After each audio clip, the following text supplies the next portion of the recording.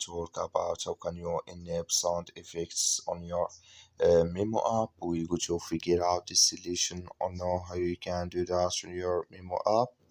So you just follow these ways, then it's going to work with you. So all you have to do, so you just go down, click here on profile down here. When you just click here on profile, it's going to take you to this list. Then all you have to do, so you just go here above this sign, click on it. So then it's going to take you to this list. It's going to show for you like this here. Then you go down, you just come here to sound effects.